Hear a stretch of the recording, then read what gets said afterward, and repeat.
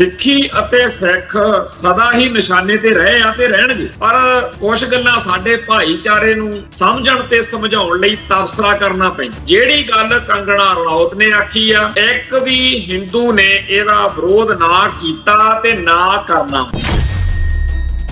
ਕਿਸੇ ਵੀ ਹਿੰਦੂ ਦੀ ਇਹ ਜੁਰਤ ਨਹੀਂ ਹੈ ਕਿ ਭਾਗਵੇਂ ਬ੍ਰਿਗੇਡ ਦੇ ਵੱਲੋਂ ਤੋਰੇ ਜਾ ਰਹੇ ਇਸ ਨੈਰੇਟਿਵ ਦਾ, ਇਸ ਵਰਤਾਂਤ ਦਾ ਕਿਸੇ ਤਰੀਕੇ ਨਾਲ ਉਹ ਵਿਰੋਧ ਕਰ ਸਕਣ।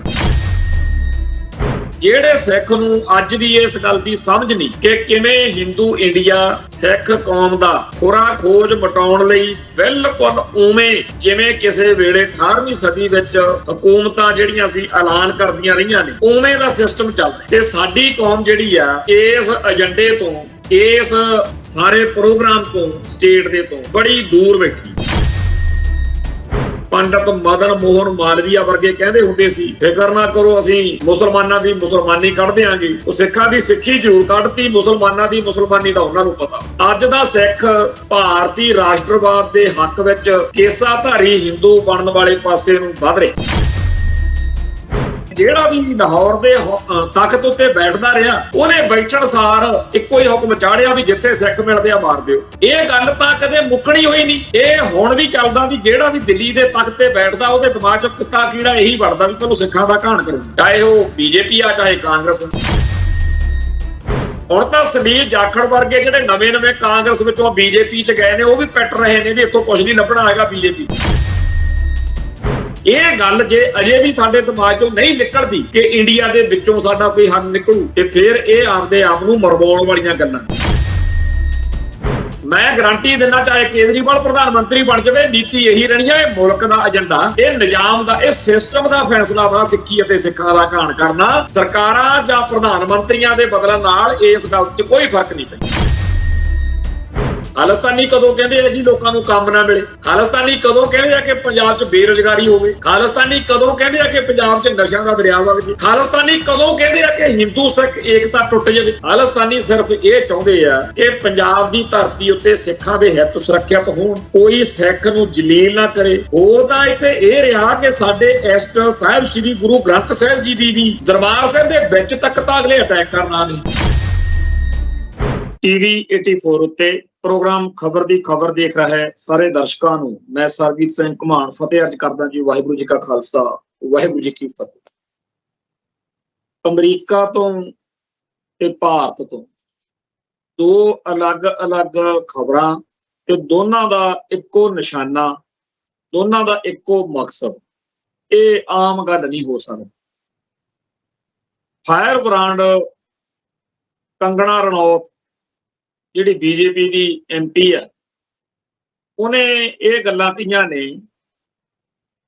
ਕਿ ਪੰਜਾਬ ਦੇ ਜਿਹੜੇ ਸਿੱਖ ਨੇ, ਉਹਨੇ ਬੜੇ ਤਰੀਕੇ ਨਾਲ ਇਹ ਗੱਲ ਮਤਲਬ ਆਖੀ ਆ, ਸਿੱਖਾਂ ਨੂੰ, ਪੰਜਾਬ ਨੂੰ ਟਾਰਗੇਟ ਕੀਤਾ ਵੀ ਪੰਜਾਬ ਦੇ ਜਿਹੜੇ ਸਿੱਖ ਨੇ ਇਹ ਨਸ਼ੇ ਕਰਦੇ ਆ, ਚਿੱਟਾ ਵਗੈਰਾ, ਤੇ ਇਹ ਹਿੰਸਕ ਨੇ, ਵਾਇਲੈਂਟ ਲੋਕ ਨੇ। ਇਹ ਜਿਹੜੀ ਗੱਲ ਆ ਸ਼ਾਇਦ ਕੱਚੀ ਪੱਕੀ ਜੀ ਲੱਗਣੀ ਸੀ ਲੋਕਾਂ ਨੂੰ ਵੀ ਚਲੋ ਅੱਗੇ ਵੀ ਭਕਾਈ ਮਾਰਦੀ ਰਹਿੰਦੀ ਆ ਕੰਗਣਾ ਰਣੌਤ ਦੀ, ਐਡੀ ਕਿਹੜੀ ਗੱਲ ਆ। ਆਏ ਦਿਨ ਬੀਜੇਪੀ ਉਹਦੇ ਬਿਆਨਾਂ ਨਾਲੋਂ ਆਪਣਾ ਨਾਤਾ ਤੋੜਦੀ ਆ, ਆਏ ਦਿਨ ਕੰਗਣਾ ਰਣੌਤ ਆਪਦੇ ਬਿਆਨਾਂ ਤੋਂ ਪਿੱਛੇ ਹਟਦੀ ਆ। ਪਰ ਇਸ ਵਾਰ ਇੱਕ ਗੱਲ ਹੋਰ ਦੇਖਣ ਵਾਲੀ ਆ ਕਿ ਅਮਰੀਕਾ ਦੇ ਵਿੱਚ, ਕੈਲੀਫੋਰਨੀਆ ਦੇ ਵਿੱਚ ਹਿੰਦੂ ਅਮਰੀਕਨ ਫਾਊਂਡੇਸ਼ਨ ਦਾ ਇੱਕ ਮਾਮਲਾ ਸਾਹਮਣੇ ਆਇਆ, ਜਿਹਦੇ ਬਾਰੇ ਇਹ ਬੜੀ ਸਨਸਨੀਖੇਜ਼ ਜੀ ਇੱਕ ਖਬਰ ਸਾਹਮਣੇ ਆ ਰਹੀ ਆ ਕਿ ਹਿੰਦੂ ਅਮਰੀਕਨ ਫਾਊਂਡੇਸ਼ਨ ਵਾਲਿਆਂ ਹਿੰਦੂਆਂ ਨੇ ਜਿਹੜੀ ਅਮਰੀਕਾ ਦੀਆਂ ਸੁਰੱਖਿਆ ਏਜੰਸੀਆਂ ਨੇ, ਉਹਨਾਂ ਨੂੰ ਇਹ ਜਾਣਕਾਰੀ ਦਿੱਤੀ ਆ ਵੀ ਜਿਹੜੇ ਸਿੱਖਾਂ ਦੇ ਗੁਰਦੁਆਰਾ ਸਾਹਿਬਾਨ ਨੇ, ਇਹਨਾਂ ਤੇ ਥੋੜੀ ਜਿਹੀ ਕਰੜੀ ਨਜ਼ਰ ਰੱਖਿਆ ਕਰੋ। ਇੱਥੇ ਡਰੱਗਸ ਯਾਨੀ ਕਿ ਨਸ਼ੇ ਤੇ ਹਥਿਆਰ ਹੁੰਦੇ। ਮਤਲਬ ਕਿ ਜਿਹੋ ਜਿਹੀ ਗੱਲ ਕੰਗਣਾ ਰਣੌਤ ਇੱਥੇ ਕਹਿ ਰਹੀ ਆ ਭਾਰਤ ਵਿੱਚ, ਉਹੋ ਜਿਹੀ ਗੱਲ ਅਮਰੀਕਾ ਦੇ ਵਿੱਚ ਹਿੰਦੂ ਫਾਊਂਡੇਸ਼ਨ ਵਾਲੇ, ਹਿੰਦੂ ਅਮਰੀਕਨ ਫਾਊਂਡੇਸ਼ਨ ਵਾਲੇ ਕਹਿ ਰਹੇ।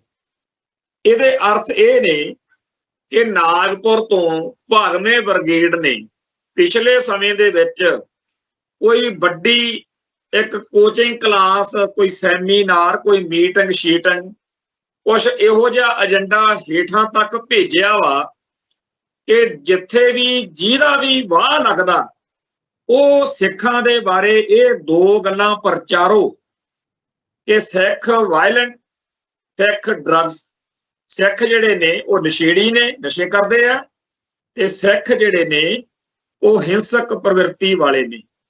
ਗੱਲ ਤਕਰੀਬਨ ਉਹੋ ਜਿਹੀ ਹੋਈ ਆ ਜਿਹੋ ਜਿਹੀ 1947 ਮੌਕੇ ਆਖੀ ਗਈ ਸੀ ਕਿ ਜਰਾਇਮ ਪੇਸ਼ਾ ਕੌਮ ਹੈ। ਸਿੱਖੀ ਅਤੇ ਸਿੱਖ ਸਦਾ ਹੀ ਨਿਸ਼ਾਨੇ ਤੇ ਰਹੇ ਆ ਤੇ ਰਹਿਣਗੇ, ਪਰ ਕੁਝ ਗੱਲਾਂ ਸਾਡੇ ਭਾਈਚਾਰੇ ਨੂੰ ਸਮਝਣ ਤੇ ਸਮਝਾਉਣ ਲਈ ਤਬਸਰਾ ਕਰਨਾ ਪੈਂਦਾ। ਜਿਹੜੀ ਗੱਲ ਕੰਗਣਾ ਰਣੌਤ ਨੇ ਆਖੀ ਆ, ਇੱਕ ਵੀ ਹਿੰਦੂ ਨੇ ਇਹਦਾ ਵਿਰੋਧ ਨਾ ਕੀਤਾ ਤੇ ਨਾ ਕਰਨਾ। ਸਿੱਖ ਕਰ ਰਹੇ ਨੇ, ਕਰਨਾ ਬਣਦਾ। ਜਿਹੜੀ ਭਕਾਈ ਹਿੰਦੂ ਅਮਰੀਕਨ ਫਾਊਂਡੇਸ਼ਨ ਨੇ ਅਮਰੀਕਾ ਦੇ ਵਿੱਚ ਮਾਰੀ ਹੈ, ਸਿੱਖ ਉਹਦਾ ਵਿਰੋਧ ਕਰ ਰਹੇ ਨੇ। ਇੱਕ ਵੀ ਹਿੰਦੂ ਉਹਦੇ ਖਿਲਾਫ ਨਾ ਬੋਲਿਆ ਤੇ ਨਾ ਬੋਲਣਾ। ਇਹਦਾ ਮਤਲਬ ਕੀ ਆ?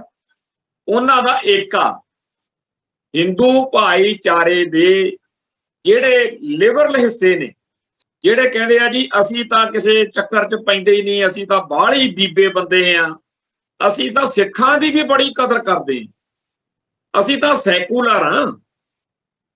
ਕਿਸੇ ਵੀ ਹਿੰਦੂ ਦੀ ਇਹ ਜੁਰਤ ਨਹੀਂ ਹੈ ਕਿ ਭਾਗਵੇਂ ਬ੍ਰਿਗੇਡ ਦੇ ਵੱਲੋਂ ਤੋਰੇ ਜਾ ਰਹੇ ਇਸ ਨੈਰੇਟਿਵ ਦਾ, ਇਸ ਵਰਤਾਂਤ ਦਾ ਕਿਸੇ ਤਰੀਕੇ ਨਾਲ ਉਹ ਵਿਰੋਧ ਕਰ ਸਕਣ।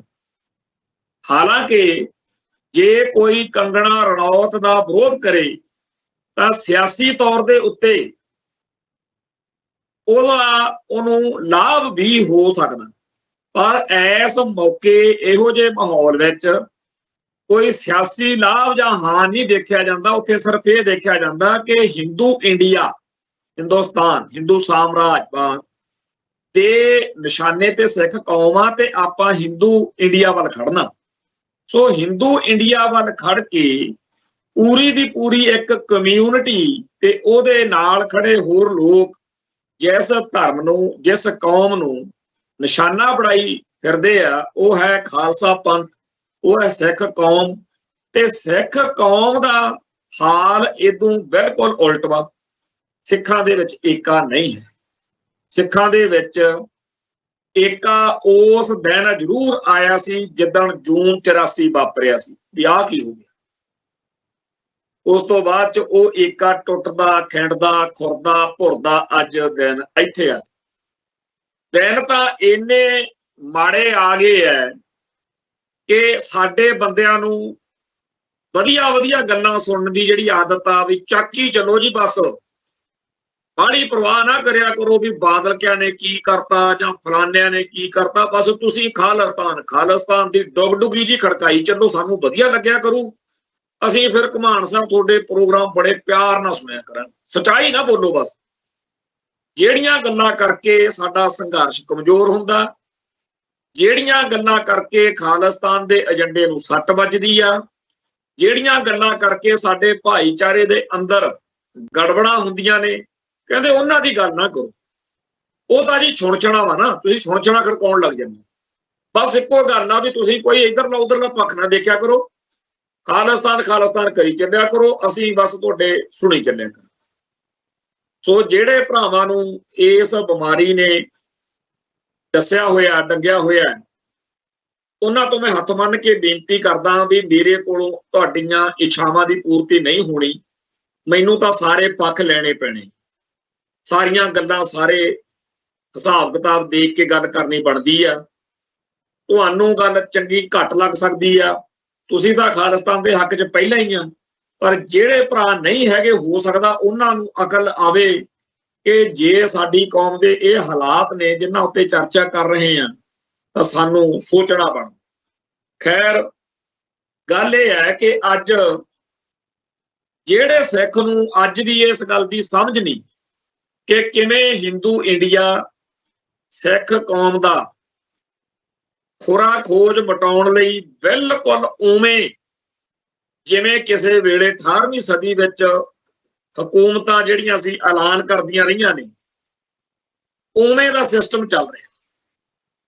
ਤੇ ਸਾਡੀ ਕੌਮ ਜਿਹੜੀ ਆ ਇਸ ਏਜੰਡੇ ਤੋਂ, ਇਸ ਸਾਰੇ ਪ੍ਰੋਗਰਾਮ ਤੋਂ, ਸਟੇਟ ਦੇ ਤੋਂ ਬੜੀ ਦੂਰ ਬੈਠੀ। ਅੱਜ ਇੱਥੇ ਅਖਬਾਰਾਂ ਦੇ ਵਿੱਚ ਅਮਰੀਕਾ ਦੀ ਇੱਕ ਜਿਹੜੀ ਸੰਘੀ ਸਰਕਾਰ ਦੇ ਕਮਿਸ਼ਨ ਆ ਕੋਈ, ਉਹਨਾਂ ਦੀ ਖਬਰ ਦੀ ਚਰਚਾ ਆ ਕਿ ਭਾਰਤ ਵਿੱਚ ਧਾਰਮਿਕ ਆਜ਼ਾਦੀ ਦੀ ਵਿਗੜਦੀ ਹਾਲਤ ਉੱਤੇ ਅਮਰੀਕਾ ਨੇ ਫਿਕਰਮੰਦੀ ਜ਼ਾਹਰ ਕੀਤੀ ਆ ਤੇ ਇਹ ਇੱਕ ਵਿਸ਼ੇਸ਼ ਫਿਕਰ ਵਾਲਾ ਦੇਸ਼ ਮੰਨਿਆ ਗਿਆ। ਇਹ ਗੱਲ ਸੱਚੀ ਆ, ਵਾਕਿਆ ਹੀ ਇੱਥੇ ਮਾਈਨੋਰਿਟੀਜ਼ ਦਾ ਬਹੁਤ ਔਖਾ। ਇਸ ਖਬਰ ਨੂੰ ਲੈ ਕੇ ਸਭ ਤੋਂ ਵੱਧ ਆਪਣੀ ਸਿੱਖ ਕੌਮ ਨੂੰ ਅਮਰੀਕਾ ਦਾ ਧੰਨਵਾਦ ਕਰਨਾ ਚਾਹੀਦਾ ਕਿ ਸ਼ੁਕਰ ਆ ਸਾਡੇ ਲਈ ਤੁਸੀਂ ਬੋਲ ਰਹੇ ਹੋ। ਹਾਲਾਂਕਿ ਉਹਨਾਂ ਨੇ ਬਹੁ ਗਿਣਤੀ ਜਾਂ ਇਸ ਮੁਲਕ ਦੇ ਹਕੂਮਤੀ ਨਿਜ਼ਾਮ ਵੱਲੋਂ ਘੱਟ ਗਿਣਤੀਆਂ ਦੇ ਹੋ ਰਹੇ ਘਾਣ ਦੇ ਮੱਦੇਨਜ਼ਰ ਗੱਲ ਕੀਤੀ ਆ, ਪਰ ਲੈ ਦੇ ਕੇ ਤਾਂ ਆਪਣੇ ਵੀ ਆਪਣੀ ਕੌਮ ਦੇ ਵੀ ਹਿੱਤਾਂ ਦੀ ਗੱਲ ਆ। ਪਰ ਸਾਡੇ ਬੰਦਿਆਂ ਨੂੰ ਇਸ ਖਬਰ ਦੀ ਅਹਿਮੀਅਤ ਹੀ ਨਹੀਂ ਸਮਝ ਲੱਗੀ।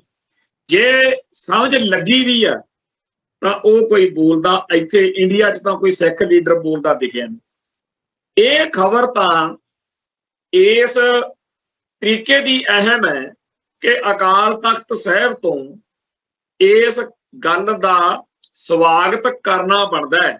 ਸ਼੍ਰੋਮਣੀ ਕਮੇਟੀ ਵੱਲੋਂ ਕਹਿਣਾ ਬਣਦਾ ਕਿ ਅਸੀਂ ਤਾਂ ਆਪ ਪਿੱਟ ਰਹੇ ਹਾਂ ਕਿ ਵਾਕਿਆ ਹੀ ਅਮਰੀਕਾ ਵਾਲਿਓ ਤੁਸੀਂ ਜਿਹੜੀ ਗੱਲ ਕਹੀ ਆ ਇਹ ਸਹੀ ਹੈ ਤੇ ਭਾਰਤ ਵਿੱਚ ਸਾਡੇ ਧਾਰਮਿਕ ਹਿੱਤਾਂ ਦੀ, ਧਾਰਮਿਕ ਜਜ਼ਬਾਤਾਂ ਦੀ ਵਾਕਿਆ ਹੀ ਹਿੰਦੂ ਫਾਸੀਵਾਦੀ ਤਾਕਤਾਂ ਵੱਲੋਂ ਪਰਸੀਕਿਊਸ਼ਨ ਹੋ ਰਹੀ ਆ, ਸਾਨੂੰ ਦਬਾਇਆ ਜਾ ਰਿਹਾ, ਦਰੜਿਆ ਜਾ ਰਿਹਾ।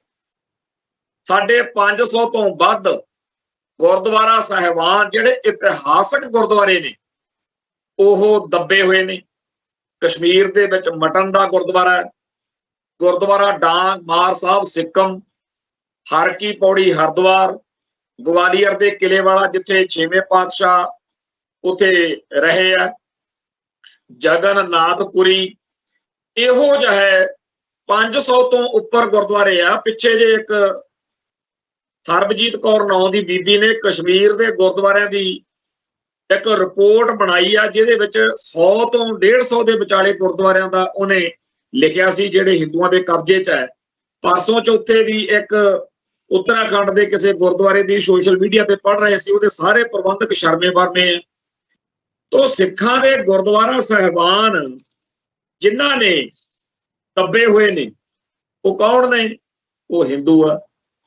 ਤੇ ਜੇਕਰ ਕੋਈ ਸਿੱਖ ਇਹ ਗੱਲ ਕਹਿੰਦਾ ਤਾਂ ਸਾਡੀ ਕੌਮ ਦੇ ਅੰਦਰੋਂ ਉੱਠ ਕੇ ਆਪਦੇ ਆਪ ਨੂੰ ਬਹੁਤੇ ਜ਼ਿਆਦਾ ਸਿਆਣੇ, ਕਿਉਂਕਿ 1947 ਤੋਂ ਬਾਅਦ ਵਾਲੀ ਜਿਹੜੀ ਪੜ੍ਹਾਈ ਆ ਨਾ, ਤੋਤੇ ਜਿਹੜੇ ਬਣਾਏ ਆ ਇੰਡੀਅਨ ਸਿਸਟਮ ਨੇ, ਜਿਹੜੀ ਗੱਲ 1947 ਤੋਂ ਪਹਿਲਾਂ ਪੰਡਤ ਮਦਨ ਮੋਹਨ ਮਾਲਵੀਆ ਵਰਗੇ ਕਹਿੰਦੇ ਹੁੰਦੇ ਸੀ, ਫਿਕਰ ਨਾ ਕਰੋ ਅਸੀਂ ਮੁਸਲਮਾਨਾਂ ਦੀ ਮੁਸਲਮਾਨੀ ਕੱਢ ਦਿਆਂਗੇ, ਉਹ ਸਿੱਖਾਂ ਦੀ ਸਿੱਖੀ ਜ਼ਰੂਰ ਕੱਢਤੀ, ਮੁਸਲਮਾਨਾਂ ਦੀ ਮੁਸਲਮਾਨੀ ਦਾ ਉਹਨਾਂ ਨੂੰ ਪਤਾ। ਅੱਜ ਦਾ ਸਿੱਖ ਭਾਰਤੀ ਰਾਸ਼ਟਰਵਾਦ ਦੇ ਹੱਕ ਵਿੱਚ ਕੇਸਾਧਾਰੀ ਹਿੰਦੂ ਬਣਨ ਵਾਲੇ ਪਾਸੇ ਨੂੰ ਵੱਧ ਰਿਹਾ। ਤੇ ਜਦੋਂ ਕੋਈ ਸਿੱਖ ਇਹਦਾ ਵਿਰੋਧ ਕਰਦਾ ਇਸ ਏਜੰਡੇ ਦਾ, ਜਿਵੇਂ ਪਿਛਲੇ ਦਿਨੀ ਸਰਦਾਰ ਪ੍ਰਭ ਸ਼ਰਨਦੀਪ ਸਿੰਘ ਨਾਂ ਦੇ ਇੱਕ ਸਿੱਖ ਵਿਦਵਾਨ ਨੇ ਸਿੱਖਾਂ ਦਾ ਤੇ ਸਿੱਖੀ ਦਾ ਸਨਾਤਨੀਕਰਨ ਹੋਣ ਦੇ ਖਿਲਾਫ ਕੁਝ ਗੱਲਾਂ ਬਾਤਾਂ ਕੀਤੀਆਂ, ਪਰ ਉਹਦਾ ਸਨਾਤਨਵਾਦੀਆਂ ਵੱਲੋਂ ਵਿਰੋਧ ਨਹੀਂ ਹੋ ਸਕਿਆ ਕਿਉਂਕਿ ਉਹਦੀ ਗੱਲ ਵਿੱਚ ਦਮ ਸੀ। ਪਰ ਕੀਤਾ ਕੀ ਗਿਆ ਕਿ ਕੁਝ ਦਮਦਮੀ ਟਕਸਾਲ ਨਾਲ ਸੰਬੰਧਿਤ ਚਿਹਰੇ ਜਿਹੜੇ ਆ ਉਹ ਉਹਦੇ ਖਿਲਾਫ ਭੜਕਾਏ ਗਏ। ਕਿਉਂਕਿ ਸਾਡੀ ਕੌਮ ਦੇ ਵਿੱਚ ਦਮਦਮੀ ਟਕਸਾਲ ਦਾ ਖਾਸ ਤੌਰ ਤੇ ਸੰਤ ਗਿਆਨੀ ਜਰਨੈਲ ਸਿੰਘ ਜੀ ਖਾਲਸਾ ਭਿੰਡਰਾਂ ਵਾਲਿਆਂ ਕਰਕੇ ਜਾਂ ਸਿੱਖ ਸੰਘਰਸ਼ ਵਿੱਚ ਪਾਏ ਯੋਗਦਾਨ ਕਰਕੇ, ਔਰ ਇਹ ਵੀ ਗੱਲ ਕੱਚੀ ਜਾਂ ਅੱਧੀ ਮੰਨੀਏ, ਇਸ ਤੋਂ ਪਹਿਲਾਂ ਵੀ ਗੱਲ ਆ ਕਿ ਦਮਦਮੀ ਟਕਸਾਲ ਨਾਲ ਸੰਬੰਧਿਤ ਮਹਾਪੁਰਸ਼ਾਂ ਨੇ, ਗੁਣੀ ਗਿਆਨੀਆਂ ਨੇ ਆਪੋ ਆਪਣੇ ਵੇਲਿਆਂ ਦੇ ਵਿੱਚ ਚੰਗਾ ਯੋਗਦਾਨ ਪਾਇਆ।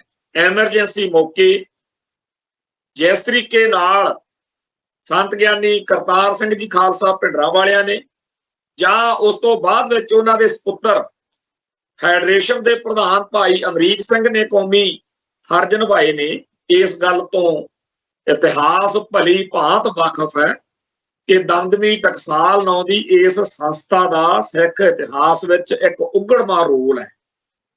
ਜਦੋਂ ਵੀ ਕੋਈ ਸੱਚੀ ਸੁੱਚੀ ਗੱਲ ਕਹਿੰਦਾ ਤਾਂ ਦਮਦਮੀ ਟਕਸਾਲ ਦੀ ਓਟ ਲੈ ਕੇ ਉਸ ਬੰਦੇ ਦਾ ਵਿਰੋਧ ਕੀਤਾ ਜਾਂਦਾ। ਹੁਣ ਤੁਸੀਂ ਸੋਚੋ, ਜਦੋਂ ਵੀ ਕੋਈ ਪੰਥਕ ਜਾਂ ਕੌਮ ਪ੍ਰਸਤ ਗੱਲ ਆਵੇ, ਜਦੋਂ ਵੀ ਕੋਈ ਕਵੇ ਕਿ ਸਿੱਖ ਰਹਿਤ ਮਰਿਆਦਾ ਜਿਹੜੀ ਆ ਅਕਾਲ ਤਖਤ ਸਾਹਿਬ ਵਾਲੀ, ਇਹਨੂੰ ਮੰਨਣਾ ਚਾਹੀਦਾ, ਉਦੋਂ ਕੁਝ ਬੰਦੇ ਮੈਦਾਨ 'ਚ ਆ ਜਾਂਦੇ ਆ ਵੀ ਅਸੀਂ ਤਾਂ ਹੈਗੇ ਆ ਦਮਦਮੀ ਟਕਸਾਲ ਵਾਲੇ, ਤੇ ਇਹ ਜਿਹੜੇ ਕਹਿ ਰਹੇ ਨੇ ਕਿ ਅਕਾਲ ਤਖਤ ਸਾਹਿਬ ਵਾਲੀ ਮਰਿਆਦਾ ਨੂੰ ਮੰਨਣਾ ਚਾਹੀਦਾ, ਇਹ ਹੈਗੇ ਆ ਮਿਸ਼ਨਰੀ, ਤੇ ਮਿਸ਼ਨਰੀ ਮਾੜੇ ਹੁੰਦੇ। ਹੈਰਾਨੀ ਦੀ ਗੱਲ ਹੈ ਕਿ ਪਿਛਲੇ 100 ਸਾਲ ਤੋਂ ਅਕਾਲੀ ਦਲ ਨਾਲ ਸੰਬੰਧਿਤ ਹਰ ਆਗੂ ਨੇ ਤੇ ਆਮ ਸਿੱਖ ਨੇ ਅਕਾਲ ਤਖਤ ਸਾਹਿਬ ਵਾਲੀ ਮਰਿਆਦਾ ਨੂੰ ਮਾਨਤਾ ਦਿੱਤੀ। ਕੀ ਉਹ ਸਾਰੇ ਵਾਕਿਆ ਹੀ ਭੈੜੇ ਬੰਦੇ ਨੇ, ਮਾੜੇ ਬੰਦੇ? ਦੂਜੀ ਗੱਲ, ਜੇਕਰ ਅਕਾਲ ਤਖਤ ਸਾਹਿਬ ਵਾਲੀ ਮਰਿਆਦਾ ਨੂੰ ਮੰਨਣਾ ਮਾੜੀ ਗੱਲ ਆ, ਭੈੜੀ ਗੱਲ ਆ, ਤਾਂ ਫਿਰ ਜਿਹੜੇ ਸਿੱਖ ਸੰਘਰਸ਼ ਦੇ ਵਿੱਚ ਬੇਸ਼ੁਮਾਰ ਗੁਰਸਿੱਖ ਪਿਆਰੇ ਇਸ ਮਰਿਆਦਾ ਦੇ ਅਧੀਨ ਚੱਲਦਿਆਂ ਹੋਇਆਂ ਜਾਨਾਂ ਵਾਰ ਗਏ, ਉਹਨਾਂ ਨੂੰ ਕਿਹੜੇ ਖਾਤੇ 'ਚ ਪਾਉਣਾ ਜੀ ਅਸੀਂ? ਇਸ ਤੋਂ ਬਿਨਾਂ ਜਿਹੜੇ ਸਿੱਖ ਇਹ ਕਹਿਣ ਕਿ ਜੀ ਗੁਰੂ ਗ੍ਰੰਥ ਸਾਹਿਬ ਨੂੰ ਗੁਰੂ ਮੰਨਣਾ ਚਾਹੀਦਾ ਹੈ, ਬਾਕੀ ਜਿਹੜੇ ਗ੍ਰੰਥ ਨੇ ਉਹਨਾਂ ਦਾ ਅਦਬ ਸਤਿਕਾਰ ਕਰਨਾ ਜਾਂ ਉਹਨਾਂ ਦਾ ਪਾਠ ਕਰਨਾ ਜਾਂ ਪੜ੍ਹਨਾ, ਗਿਆਨ ਹਾਸਲ ਕਰਨਾ ਕੋਈ ਮਾੜੀ ਗੱਲ ਨਹੀਂ ਹੈ, ਪਰ ਗੁਰੂ ਗ੍ਰੰਥ ਸਾਹਿਬ ਦੇ ਬਰਾਬਰ ਸਤਿਕਾਰ, ਉਵੇਂ ਗੁਰੂ ਵਾਂਗੂ ਪ੍ਰਕਾਸ਼ ਕਰਨਾ ਕਿਸੇ ਵੀ ਗ੍ਰੰਥ ਦਾ ਵੀ ਇਹ ਠੀਕ ਨਹੀਂ। ਇਹ ਸਿੱਖ ਰਹਿਤ ਮਰਿਆਦਾ 'ਚ ਲਿਖਿਆ ਹੋਇਆ, ਉਹ ਵਿਚਾਰੇ ਇਸ ਮੱਦ ਦੇ ਅਧੀਨ ਸ਼੍ਰੋਮਣੀ ਕਮੇਟੀ ਵੱਲੋਂ ਪ੍ਰਚਾਰੀ ਜਾਂਦੀ ਅਕਾਲ ਤਖਤ ਸਾਹਿਬ ਤੋਂ ਮਾਨਤਾ ਪ੍ਰਾਪਤ ਸਿੱਖ ਰਹਿਤ ਮਰਿਆਦਾ ਅਨੁਸਾਰ ਇਹ ਗੱਲ ਕਹਿੰਦੇ। ਔਰ ਬਚਪਨ ਤੋਂ ਅਸੀਂ ਵੀ ਇਹੀ ਸੁਣਿਆ, ਇਹੀ ਪੜ੍ਹਿਆ, ਬੇਅੰਤ ਕਿਤਾਬਾਂ 'ਚ ਦੇਖਿਆ, ਉੱਥੇ ਇਹੀ ਦਰਜ ਵਾ ਕਿ ਅਕਾਲ ਤਖਤ ਸਾਹਿਬ ਤੋਂ ਮਾਨਤਾ ਪ੍ਰਾਪਤ ਮਰਿਆਦਾ 'ਚ ਵੀ ਇਹ ਗੱਲ ਹੈ ਕਿ ਗੁਰੂ ਗ੍ਰੰਥ ਸਾਹਿਬ ਦੇ ਬਰਾਬਰ ਕਿਸੇ ਵੀ ਚੀਜ਼ ਦਾ ਪ੍ਰਕਾਸ਼ ਨਹੀਂ ਹੋ ਸਕਦਾ। ਇੰਨੀ ਗੱਲ ਕਹਿਣ ਵਾਲਿਆਂ ਨੂੰ ਵੀ ਗਾਲਾਂ ਕੱਢੀਆਂ ਜਾਂਦੀਆਂ ਨੇ ਕਿ ਤੁਸੀਂ ਤਾਂ ਮਿਸ਼ਨਰੀ। ਹੁਣ ਗੁਰੂ ਗ੍ਰੰਥ ਸਾਹਿਬ ਦੇ ਤੁੱਲ ਕਿਸੇ ਚੀਜ਼ ਦਾ ਪ੍ਰਕਾਸ਼ ਨਾ ਕਰਨ ਦੀ ਵਕਾਲਤ ਕਰਨਾ ਜਾਂ ਅਕਾਲ ਤਖਤ ਸਾਹਿਬ ਦੀ ਮਰਿਆਦਾ ਨੂੰ ਮੰਨਣ ਦੀ ਗੱਲ ਕਰਨਾ, ਇਹ ਦੋ ਗੱਲਾਂ ਕੀ ਇਕੱਲੇ ਮਿਸ਼ਨਰੀ ਕਹਾਉਣ ਵਾਲੇ ਜਾਂ ਮਿਸ਼ਨਰੀ ਕਾਰਜਾਂ ਨਾਲ ਸੰਬੰਧਿਤ ਬੰਦੇ ਗੱਲਾਂ ਕਰਦੇ? ਪਰ ਜਦੋਂ ਵੀ ਕੋਈ ਸਿੱਖ ਇਹ ਗੱਲਾਂ ਕਹਿੰਦਾ, ਉਹਨੂੰ ਗਾਲਾਂ ਕੱਢਣ ਲਈ ਕਿਹਾ ਜਾਂਦਾ ਕਿ ਮਿਸ਼ਨਰੀ ਹੈ, ਬਦਨਾਮ ਕਰ ਦਿੱਤਾ ਆਖਰ। ਤੇ ਦੂਜੀ ਗੱਲ ਇਹ ਕਿ ਜੀ ਅਸੀਂ ਜਿਹੜੇ ਆ ਦਮਦਮੀ ਟਕਸਾਲ ਦੇ ਨਾਲ ਸੰਬੰਧਿਤ ਆ, ਉਹ ਹੁੰਦੇ ਆ ਜਾਂ ਨਹੀਂ, ਉਹ ਨਾਂ ਵਰਤਦੇ ਆ ਜਾਂ ਨਹੀਂ, ਇਹ ਗੱਲ ਇੱਕ ਅਲੱਗ ਮਸਲਾ ਹੈ। ਪਰ ਹਰ ਇੱਕ ਇਹ ਗੱਲ ਕਰਨ ਵਾਲੇ ਨੂੰ ਪਤਾ ਹੁੰਦਾ ਕਿ ਆਮ ਸੰਗਤ ਨੇ ਦਮਦਮੀ ਟਕਸਾਲ ਦਾ ਨਾਂ ਸੁਣ ਕੇ ਅਦਬ ਕਰਨ, ਸਤਿਕਾਰ ਕਰਨ ਕਿ ਇਹ ਟਕਸਾਲ ਵਾਲੇ ਆ ਭਾਈ। ਹੁਣ ਇਹ ਗੱਲਾਂ ਜਿਹੜੀਆਂ ਨੇ ਬੜੇ ਅਰਥ ਰੱਖਦੀਆਂ ਨੇ। ਇੱਕ 2000 ਸਨ ਦੀ ਗੱਲ ਆ, 1999-2000 ਦੀ, ਫਤਿਹਗੜ੍ਹ ਸਾਹਿਬ ਸ਼ਹੀਦੀ ਜੋੜ ਮੇਲਾ ਸੀ। ਅਸੀਂ ਉੱਥੇ ਦਰ ਖਾਲਸਾ ਦੀ ਸਟੇਜ ਲਾਉਣੀ ਸੀ ਤੇ ਅਸੀਂ 51 ਝੰਡੇ, ਜਿਹਦੇ ਉੱਤੇ ਵਿਚਾਲੇ ਸੰਤ ਭਿੰਡਰਾਂ ਵਾਲਿਆਂ ਦੀ ਫੋਟੋ ਸੀ ਤੇ ਆਲੇ ਦੁਆਲੇ ਉਹਦੇ ਸ਼ਹੀਦ ਸੰਤ ਗਿਆਨੀ ਜਰਨੈਲ ਸਿੰਘ ਜੀ ਖਾਲਸਾ ਭਿੰਡਰਾਂ ਵਾਲੇ ਜਿੰਦਾਬਾਦ ਗੋਲ ਦਾਇਰੇ 'ਚ ਲਿਖਿਆ ਹੋਇਆ, ਛਪਿਆ ਹੋਇਆ ਸੀ। ਉਹ 51 ਝੰਡੇ ਉੱਥੇ ਤੜਕੇ ਧੁੰਦ ਠੰਡ ਉਹ ਲਾ ਰਹੇ ਸੀਗੇ ਸਿੰਘ, ਤੇ ਮੈਂ ਉੱਥੇ ਨਿਗਰਾਨੀ ਕਰ ਰਹੀ ਸੀ। ਕੋਲੋਂ ਉੱਥੇ ਕੁਝ ਨੌਜਵਾਨ ਆਏ, ਉਹਨਾਂ ਨੇ ਆ ਕੇ ਮੇਰੇ ਨਾਲ ਬਦਸਲੂਕੀ ਤੇ ਬਦਕਲਾਮੀ ਕੀਤੀ ਕਿ ਤੁਸੀਂ ਸ਼ਹੀਦ ਕਿਵੇਂ ਲਿਖਿਆ ਸੰਤਾਂ ਨੂੰ। ਵਾਹਵਾ ਉਹ ਗਰਮ ਹੋਏ ਫਿਰਨ, ਉਮਰ ਦੇ ਵਿੱਚ ਵੀ ਨਿਆਣੇ, ਅਕਲ ਦੇ ਵਿੱਚ ਵੀ ਕੱਚੇ, ਪਰ ਧੱਕੜਸ਼ਾਹੀ ਪੂਰੀ ਬਿਰਤੀ ਉਹਨਾਂ ਦੀ। ਜਦੋਂ ਕਿ ਉਸ ਮੌਕੇ ਸਾਡੇ ਨਾਲ ਬਹੁਤ ਸਾਰੇ ਸਿੰਘ ਸੀ, ਜੇ ਉੱਥੇ ਚਾਹੁੰਦੇ ਤਾਂ ਕਲੇਸ਼ ਹੋ ਜਾਂਦਾ, ਪੱਗਾਂ ਲੱਥਦੀਆਂ, ਪਰ ਮੈਂ ਸਾਰਿਆਂ ਨੂੰ ਸਮਝਾਇਆ, ਰੋਕਿਆ ਕਿ ਚਲੋ ਕੋਈ ਨਹੀਂ, ਇਹ ਸ਼ਹੀਦ ਨਹੀਂ ਮੰਨਦੇ, ਅੱਜ ਸਮਾਂ ਆ ਜਾਊਗਾ, ਅਸੀਂ ਤਾਂ ਸੰਤਾਂ ਨੂੰ ਸ਼ਹੀਦ ਕਹਿੰਦੇ ਆ, ਮੰਨਦੇ ਆ, ਤੇ ਇਹਨਾਂ ਦੀ ਆਪਦੀ ਮੌਜ ਆ। ਮੈਂ ਉਹਨਾਂ ਨੂੰ ਪਿਆਰ ਸਤਿਕਾਰ ਦੇ ਨਾਲ ਸਮਝਾਉਣ ਦਾ ਯਤਨ ਕੀਤਾ, ਪਰ ਉਹ ਆਪਦੇ ਆਪ ਨੂੰ ਕੁਝ ਜ਼ਿਆਦਾ ਹੀ ਗਰਮੀ ਦਿਖਾ ਰਹੇ ਸੀ। ਉੱਥੇ ਪਰਾਂ ਤੋਂ ਉੱਠ ਕੇ ਇੱਕ ਜਿਹੜਾ ਬਜ਼ੁਰਗ ਸਿੰਘ ਸੀਗਾ ਕੋਈ, ਉਹ ਆਇਆ ਟਰੈਕਟਰ ਤੋਂ, ਉਹਦੇ ਹੱਥ 'ਚ ਲੰਬਾ ਚੌੜਾ ਖੁੰਡਾ ਜਾਂ ਕੋਕਿਆਂ ਵਾਲਾ ਫੜਿਆ ਸੀ, ਬਜ਼ੁਰਗ ਜਿਵੇਂ ਹੱਥ 'ਚ ਰੱਖਦੇ ਆ ਸਾਡੇ। ਉਹਨੇ ਆ ਕੇ ਉਹਨਾਂ ਨੂੰ ਪੁੱਛਿਆ ਵੀ ਕੀ ਕਾਕਾ ਤੁਹਾਡੀ ਗੱਲ ਕੀ ਹੈ। ਉਹ ਦੱਸਣ ਲੱਗੇ ਮੈਂ ਝੰਡੇ ਲਵਾਉਂਦਾ ਸੀ, ਪਰ ਹੋਰ ਅੱਗੇ ਚਲੇ ਗਏ। ਕਹਿਣ ਲੱਗੇ ਜੀ ਏਦਾਂ ਸੰਤਾਂ ਨੂੰ ਸੀ। ਉਹ ਕਹਿੰਦਾ ਵੀ ਫਿਰ ਸੰਤ ਵਾਕਿਆ ਹੀ ਸ਼ਹੀਦ ਨੇ, ਤੇ ਉਹ ਕਹਿੰਦੇ ਜੀ ਅਸੀਂ ਹੈਗੇ ਆ ਟਕਸਾਲ ਦੇ ਸਿੰਘ, ਤੇ ਟਕਸਾਲ ਫੈਸਲਾ ਕਰੂਗੀ ਨਾ, ਫਿਰ ਦੇਖਾਂਗੇ ਇਹ ਕੌਣ ਹੁੰਦੇ ਆ ਜੀ। ਉਹ ਕਹਿੰਦਾ ਵੀ ਇਹ ਉਹ ਨੇ ਜਿਨ੍ਹਾਂ ਨੇ ਆਪਦੀ ਜਵਾਨੀ ਉਸ ਸੰਤ ਭਿੰਡਰਾਂ ਵਾਲਿਆਂ ਦੇ ਦਿਖਾਏ ਹੋਏ ਰਾਹ ਤੇ ਚੱਲਦਿਆਂ ਨੇ ਜਿਹੜਾ ਠਾਣੇ ਗਏ, ਚੱਡੇ ਪੜਵਾਏ, ਮਾਵਾਂ ਧੀਆਂ ਭੈਣਾਂ ਤੇ ਜ਼ੁਲਮ ਝੱਲਿਆ ਪੰਜਾਬ ਨੇ ਸਾਰੇ ਨੇ, ਇਹ ਵੀ ਉਹੀ ਨੇ। ਜਿੱਦਣ ਦਲ ਖਾਲਸਾ ਨੇ ਜਹਾਜ਼ ਅਗਵਾ ਕੀਤਾ ਹੈ, ਮੈਨੂੰ ਪਤਾ, ਮੈਂ ਵੀ ਪੜ੍ਹਦਾ ਸੁਣਦਾ, ਬਜ਼ੁਰਗੋ ਕਹਿਣ ਲੱਗਿਆ, ਸੰਤ ਕਹਿੰਦੇ ਹੁੰਦੇ ਸੀ ਮੈਨੂੰ ਤਾਂ ਮੁੱਲ ਖਰੀਦ ਲਿਆ ਦਲ ਖਾਲਸਾ ਵਾਲਿਆਂ ਨੇ, ਜਾਂ ਜਿਨ੍ਹਾਂ ਨੇ ਮੇਰੇ ਲਈ ਮੋਟਰਸਾਈਕਲ ਚਲਾਇਆ, ਤੇ ਤੁਸੀਂ ਇਹਨਾਂ ਨਾਲ ਬਦਸਲੂਕੀ ਬਦਕਲਾਮੀ ਕਰਦੇ ਚੰਗੇ ਨਹੀਂ ਲੱਗਦੇ, ਤੁਸੀਂ ਜਾਓ। ਉਹ ਵਾਹਵਾ ਔਖੇ ਭਾਰੇ ਹੋਏ, ਪਰ ਬਜ਼ੁਰਗ ਨੇ ਉਹਨਾਂ ਨੂੰ ਕੁਛ ਜ਼ਿਆਦਾ ਹੀ ਤਿੱਖਾ ਤੇ ਤੱਤਾ ਬੋਲ ਕੇ ਹੀ ਉਹਨਾਂ ਨੂੰ ਤੋਰਿਆ। ਮੈਂ ਬੜਾ ਆਪਣੇ ਆਪ ਨੂੰ ਅੰਬੈਰਸਮੈਂਟ, ਬੜਾ ਪਰੇਸ਼ਾਨ ਜਿਹਾ ਮੈਨੂੰ ਲੱਗੇ ਕਿ ਮੈਂ ਕੀ ਇਹਨਾਂ ਨੂੰ ਕਵਾਂ, ਵਿਚਾਰਿਆਂ ਨੂੰ ਭੋਰਾ ਭਰ ਨਿਆਣੇ ਆ, ਪਰ ਇਹਨਾਂ ਦੇ ਦਿਮਾਗ 'ਚ ਇਹ ਗੱਲ ਪਾਤੀ ਆ ਕਿ ਸੰਤਾਂ ਨੂੰ ਸ਼ਹੀਦ ਕਹਿਣ ਵਾਲੇ ਬੰਦੇ ਬੜੇ ਮਾੜੇ ਹੁੰਦੇ ਆ, ਤੇ ਜੇ ਕਿਤੇ ਇਹਨਾਂ ਦੇ ਹੱਥ 'ਚ ਹਥਿਆਰ ਹੋਵੇ ਜਾਂ ਇਹ ਕੁਛ ਹੋਵੇ ਤੇ ਮੇਰਾ ਨੁਕਸਾਨ ਕਰ ਸਕਦੇ ਸੀ।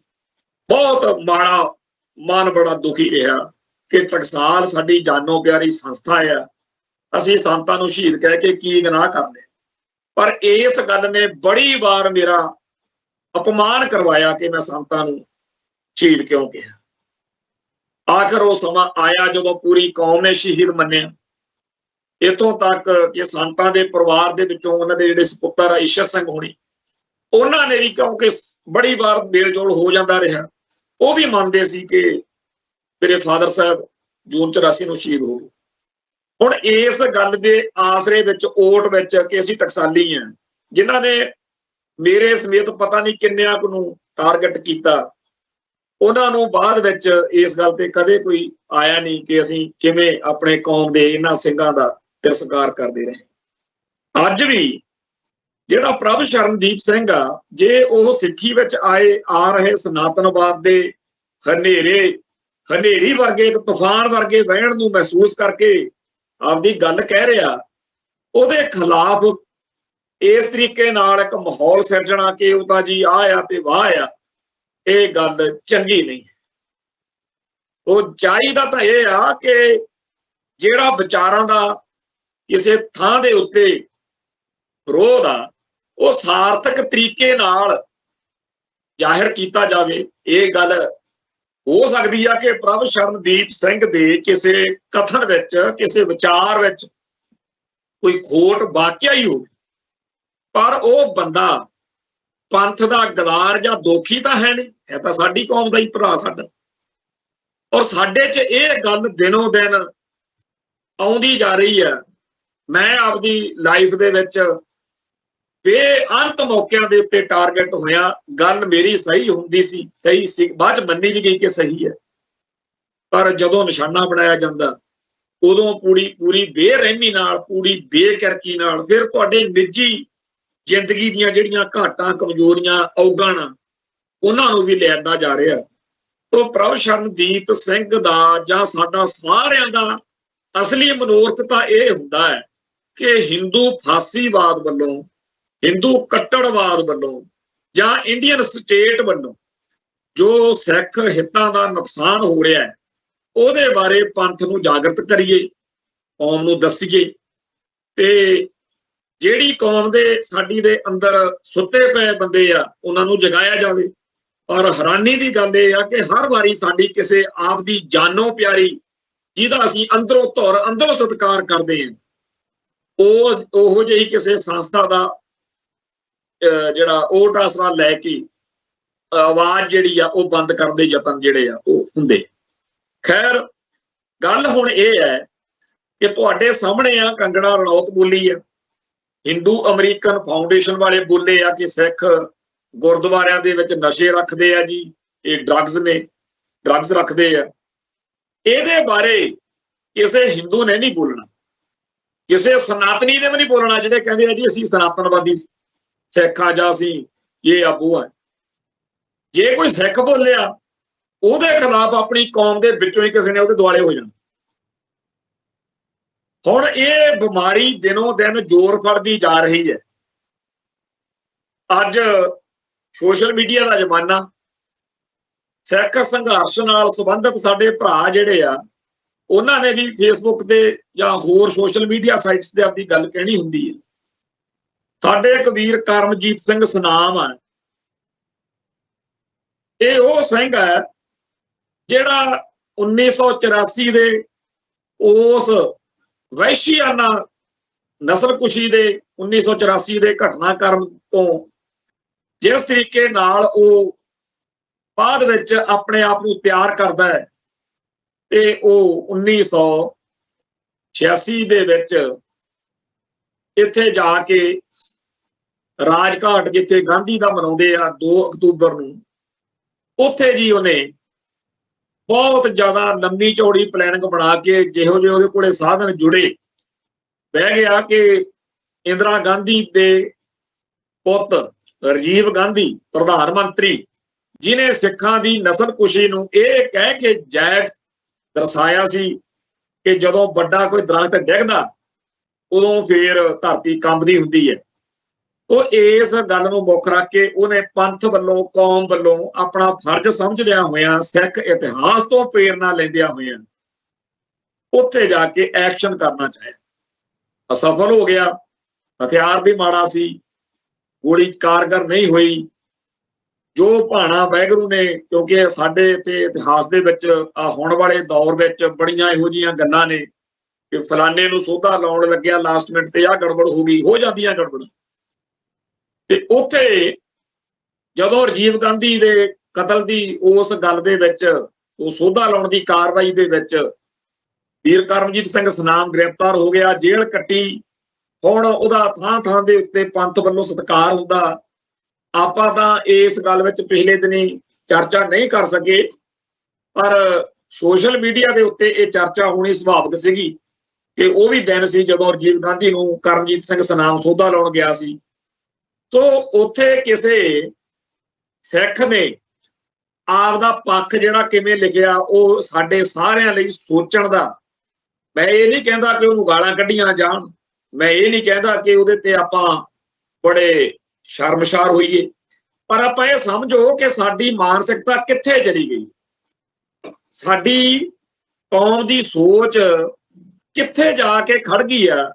1947 ਤੋਂ ਬਾਅਦ ਜਿਸ ਤਰੀਕੇ ਨਾਲ ਸਾਡਾ ਹਿਸਾਬ ਕਿਤਾਬ ਬਣਾ ਦਿੱਤਾ ਗਿਆ, ਉਹਨੂੰ ਉਸ ਸ਼ਖਸ ਨੂੰ ਜਾਂ ਇਹੋ ਜਿਹੀ ਪੜ੍ਹਾਈ ਵਾਲਿਆਂ ਨੂੰ ਇਹ ਨਹੀਂ ਦਿਖਦਾ ਕਿ 18ਵੀਂ ਸਦੀ ਦੇ ਵਿੱਚ ਪੂਰੀ ਦੀ ਪੂਰੀ ਕੌਮ ਇਕਜੁੱਟ ਇੱਕ ਮਤ ਕਿਉਂ ਸੀ। ਜਿਵੇਂ ਇਸ ਟਾਈਮ ਹਿੰਦੂ ਭਾਈਚਾਰਾ ਇਕਜੁੱਟ ਵਾ, ਕਿਸੇ ਵੀ ਹਿੰਦੂ ਨੇ ਉਸ ਗੱਲ ਦੀ ਵਿਰੋਧਤਾ ਨਹੀਂ ਕੀਤੀ ਕਿ ਕਿਉਂ ਜੀ ਕਹਿੰਦੇ ਹੋ ਕਿ ਗੁਰਦੁਆਰਿਆਂ 'ਚ ਨਸ਼ੇ ਆ ਜਾਂ ਹਿੰਸਕ ਹਥਿਆਰ ਨੇ।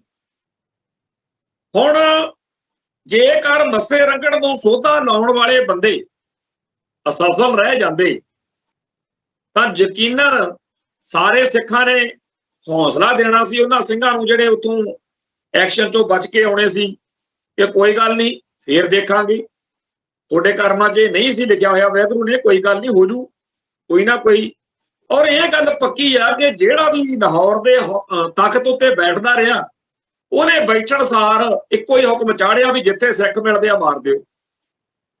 ਇਹ ਗੱਲ ਤਾਂ ਕਦੇ ਮੁੱਕਣੀ ਹੋਈ ਨਹੀਂ।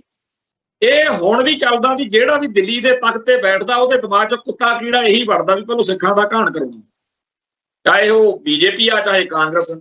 ਸਾਡੇ ਅਕਾਲੀਆਂ ਨੂੰ ਵਹਿਮ ਰਿਹਾ, ਕਹਿੰਦੇ ਕਾਂਗਰਸ ਜਿਹੜੀ ਆ ਉਹਨੂੰ ਛੱਡੋ ਜੀ, ਹੁਣ ਕਾਂਗਰਸ ਦਾ ਮਤਰੇਈ ਮਾਂ ਨਾਲ ਸਲੂਕ ਕਰਦੀ ਸੀ, ਹੁਣ ਆਪਣੇ ਭਰਾਵਾਂ ਦੀ ਆਪਣੇ ਸਾਡੇ ਆਪਦੇ ਬੁੱਕੜ ਦੇ ਬੰਦੇ ਆ ਕਹਿੰਦੇ ਜੀ।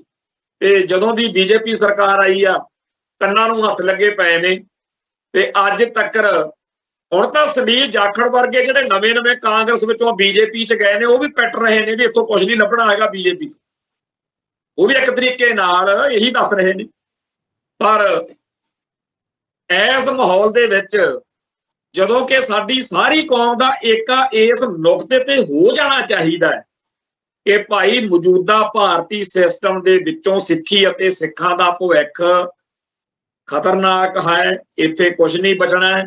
ਜੇ ਆਪਾਂ ਆਪਣੀ ਕੌਮ ਨੂੰ ਬਚਾਉਣਾ ਚਾਹੁੰਦੇ ਆ, ਹਾਂ ਅੱਗੇ ਢੰਗ ਤਰੀਕਿਆਂ ਉੱਤੇ ਵੱਖੋ ਵੱਖਰੇ ਵਿਚਾਰ ਹੋਣੇ ਚਾਹੀਦੇ ਆ, ਕੋਈ ਕਿਵੇਂ ਸੋਚੇ। ਅਸੀਂ ਇਹ ਤਾਂ ਕਹਿੰਦੇ ਨਹੀਂ ਕਿ ਸਾਰੇ ਦੇ ਸਾਰੇ ਬੰਦੇ, ਪਰ ਇਹ ਜ਼ਰੂਰ ਸੋਚਿਆ ਜਾਵੇ। ਇਹ ਗੱਲ ਜੇ ਅਜੇ ਵੀ ਸਾਡੇ ਦਿਮਾਗ ਚੋਂ ਨਹੀਂ ਨਿਕਲਦੀ ਕਿ ਇੰਡੀਆ ਦੇ ਵਿੱਚੋਂ ਸਾਡਾ ਕੋਈ ਹੱਲ ਨਿਕਲੂ, ਤੇ ਫਿਰ ਇਹ ਆਪਦੇ ਆਪ ਨੂੰ ਮਰਵਾਉਣ ਵਾਲੀਆਂ ਗੱਲਾਂ। ਜਿਹੜਾ ਬੰਦਾ ਅੱਜ ਵੀ ਇਸ ਸਿਸਟਮ ਦੀ ਹਾਮੀ ਭਰਦਾ, ਜੇਕਰ ਜ਼ਕਰੀਏ ਖਾਨ ਤੋਂ ਬਾਅਦ ਕੋਈ ਸਿੱਖ ਸੋਚੇ ਕਿ ਹੁਣ ਤਾਂ ਜੀ ਫਲਾਨਾ ਹੁਕਮਰਾਨ ਆ ਗਿਆ, ਮੀਰ ਮੰਨੂ ਦੇ ਤੋਂ ਜਾਂ ਕਿਸੇ ਵੀ ਜਾਂ ਲਖਪਤ ਰਾਏ ਦੇ ਜਾਂ ਕਿਸੇ ਵੀ ਮਾਰਨ ਤੋਂ ਬਾਅਦ ਜੇਕਰ ਕੋਈ ਸਿੱਖ ਉਹਨਾਂ ਦਿਨਾਂ 'ਚ ਸੋਚੇ ਕਿ ਹੁਣ ਫਲਾਨਾ ਆ ਗਿਆ, ਹੁਣ ਨਹੀਂ, ਉਦੋਂ ਸਿੱਖਾਂ ਨੂੰ ਪਤਾ ਹੁੰਦਾ ਸੀ ਜਿਹੜਾ ਮਰਜੀ ਬਹਿ ਜੇ ਆਪਾਂ ਨੂੰ ਇਹਨਾਂ ਨੇ ਛੱਡਣਾ ਨਹੀਂ। ਅੱਜ ਦੇ ਸਿੱਖ ਇਸ ਵਹਿਮ 'ਚ ਆ ਜਾਂਦੇ ਆ ਕਿ ਜੀ ਹੁਣ ਤਾਂ ਸਰਕਾਰ ਬਦਲ ਗਈ। ਮੈਂ ਗਰੰਟੀ ਦਿੰਦਾ ਚਾਹੇ ਕੇਜਰੀਵਾਲ ਪ੍ਰਧਾਨ ਮੰਤਰੀ ਬਣ ਜਾਵੇ, ਨੀਤੀ ਇਹੀ ਰਹਿਣੀ ਹੈ। ਇਹ ਮੁਲਕ ਦਾ ਏਜੰਡਾ, ਇਹ ਨਿਜ਼ਾਮ ਦਾ, ਇਹ ਸਿਸਟਮ ਦਾ ਫੈਸਲਾ ਵਾ ਸਿੱਖੀ ਅਤੇ ਸਿੱਖਾਂ ਦਾ ਘਾਣ ਕਰਨਾ। ਸਰਕਾਰਾਂ ਜਾਂ ਪ੍ਰਧਾਨ ਮੰਤਰੀਆਂ ਦੇ ਬਦਲਣ ਨਾਲ ਇਸ ਗੱਲ 'ਚ ਕੋਈ ਫਰਕ ਨਹੀਂ ਪੈਂਦਾ। ਪਰ 1947 ਤੋਂ ਬਾਅਦ ਸਾਡੀ ਕੌਮ ਨੂੰ ਇੱਕ ਤੋਤਾ ਬਣਾਇਆ ਗਿਆ, ਤੋਤਾ ਰਟਨ। ਕੀ ਕਹਿੰਦੇ ਆ ਕਿ ਜੀ ਜਿਹੜੇ ਬੀਤੇ ਦੌਰ ਦੇ ਵਿੱਚ ਪੰਥ ਦੀ ਸ਼ਾਨ ਲਈ ਲੜੇ ਮਰੇ ਉਹ ਤਾਂ ਬਹੁਤ ਵਧੀਆ ਨੇ, ਪਰ ਜਿਹੜੇ ਬੰਦੇ ਅੱਜ ਦੀ ਤਰੀਕ ਵਿੱਚ ਪੰਥ ਲਈ ਲੜਨ ਉਹ ਬੜੇ ਮਾੜੇ ਆ। ਇਹ ਜਿਹੜਾ ਸਬਕ ਆ ਇਹ ਦਿਨੋਂ ਦਿਨ ਹੋਰ ਗੂੜਾ ਕੀਤਾ ਜਾ ਰਿਹਾ। ਅੱਜ ਦੀ ਤਰੀਕ ਵਿੱਚ ਕੌਮ ਪ੍ਰਸਤ ਜਿਹੜਾ ਸਿੱਖ ਆ ਉਹਨੂੰ ਦੇਖੋ, ਇਹਦਾ ਜੀ ਮਾਹੌਲ ਖਰਾਬ ਕਰਦੇ ਆ, ਇਹ ਬੜੇ ਮਾੜੇ ਆ ਜੀ। ਜਿਹੜੇ ਭਾਰਤੀ ਨਿਜ਼ਾਮ ਦੇ ਨਾਲ ਓਤ ਪੋਤ ਹੋਏ ਸਿੱਖ ਨੇ ਨਾ, ਰਾਸ਼ਟਰਵਾਦੀ ਸਿੱਖ, ਉਹ ਕਹਿਣਗੇ ਮਾਹੌਲ ਖਰਾਬ ਕਰਦੇ।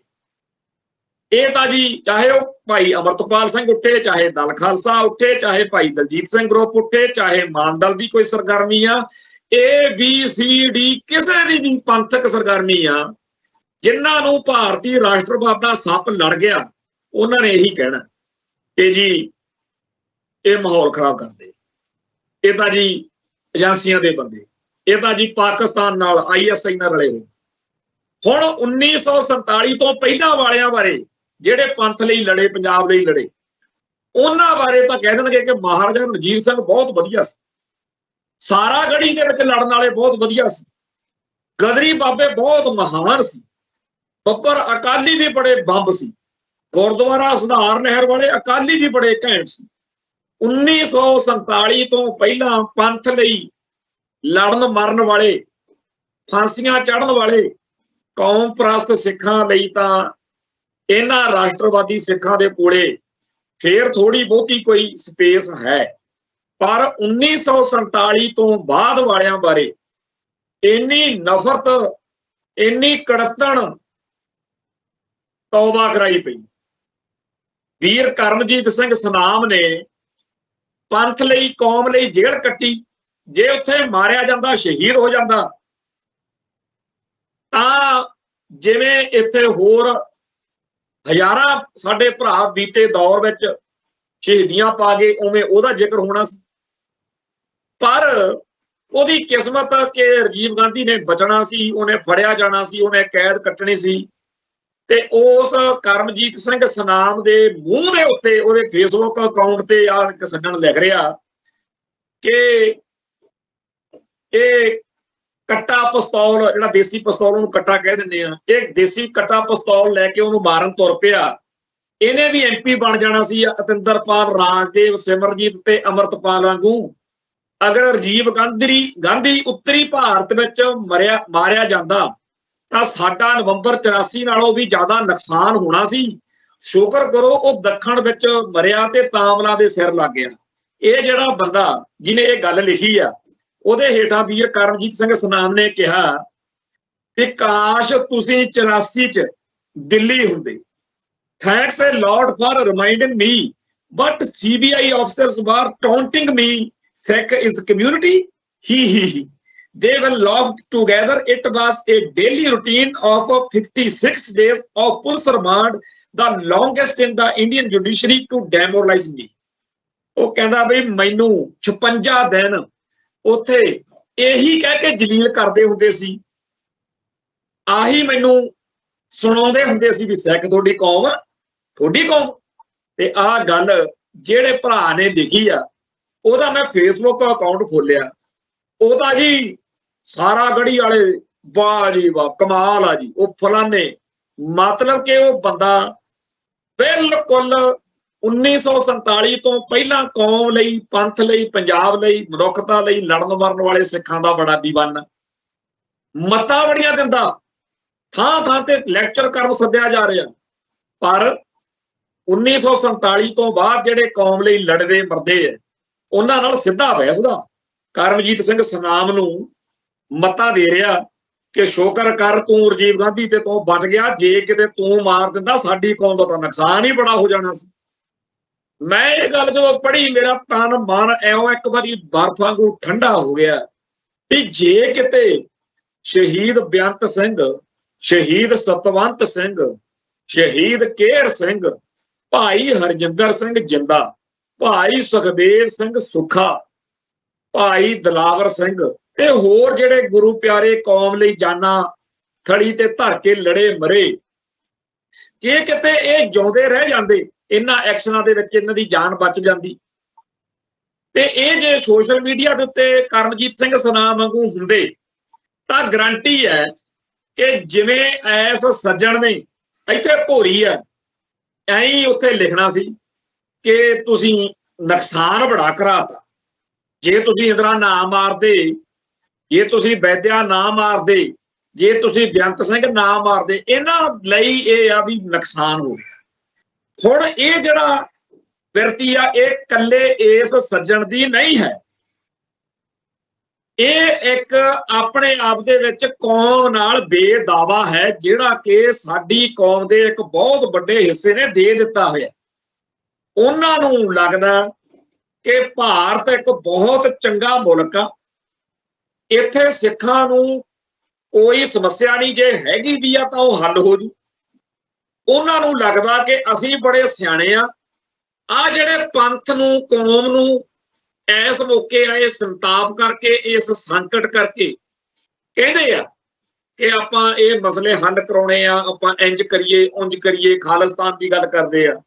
ਇਹ ਬੰਦੇ ਬਹੁਤ ਭੈੜੇ ਆ, ਇਹ ਬੰਦੇ ਬਹੁਤ ਜ਼ਿਆਦਾ ਨਿਕੰਮੇ ਆ, ਨਖੇਦਾ, ਇਹ ਨੁਕਸਾਨ ਕਰਾਉਣ ਵਾਲੇ ਨੇ, ਅਸੀਂ ਪੰਜਾਬ ਨੂੰ ਬਚਾਉਣ ਵਾਲੇ ਆ। ਇਹ ਬਿਰਤੀ ਸਭ ਤੋਂ ਵੱਧ ਜੇ ਕਾਂਗਰਸੀ ਸਿੱਖਾਂ 'ਚ ਹੋਵੇ, BJP ਵਾਲੇ ਸਿੱਖਾਂ 'ਚ ਹੋਵੇ, ਕਾਮਰੇਡ ਸਿੱਖਾਂ 'ਚ ਹੋਵੇ, ਮਾੜੀ ਹੈ।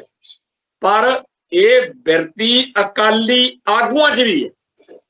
1984 ਜਿਹਨੇ ਸਾਡੀ ਕੌਮ ਨੂੰ ਇੰਦਰਾ ਮਾਰਨ ਲਈ, ਵੈਦਿਆ ਮਾਰਨ ਲਈ, ਬੇਅੰਤਾ ਮਾਰਨ ਲਈ ਜਾਂ ਹੋਰ ਇਹੋ ਜਿਹੇ ਦੁਸ਼ਟਾਂ ਨੂੰ ਸੋਧਾ ਲਾਉਣ ਲਈ ਨੌਜਵਾਨਾਂ ਨੂੰ ਮਜਬੂਰ ਕੀਤਾ ਕਿ ਉਹ ਹੱਥ 'ਚ ਹਥਿਆਰ ਲੈ ਕੇ ਮੈਦਾਨ ਵਿੱਚ ਆਉਣ, ਕੌਮ ਦੀ ਲੜਾਈ ਲੜਨ, ਉਹਦੇ ਲਈ ਜਿਹੜਾ ਮਾਹੌਲ ਸਿਰਜਿਆ ਗਿਆ ਉਹ ਅਕਾਲੀ ਮੋਰਚਿਆਂ 'ਚੋਂ ਨਿਕਲਿਆ ਸੀ। ਮਾਹੌਲ ਤਾਂ ਅਕਾਲੀ ਮੋਰਚੇ ਜਿਹੜੇ ਸੀ ਉਹ 1947 ਤੋਂ ਹੀ ਸ਼ੁਰੂ ਹੋ ਗਏ।